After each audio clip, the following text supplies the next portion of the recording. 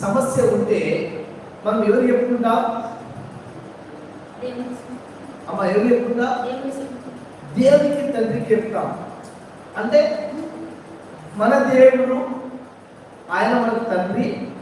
మన బాధ ఎవరు చెప్పుకుంటామంటే తండ్రికి చెప్పుకుంటాం.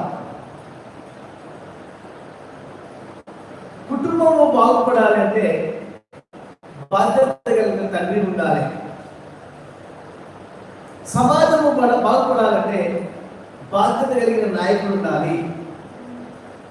మనము బాగుపడాలి అంటే మన యేసయ్య మనకు అండగా ఉండాలి.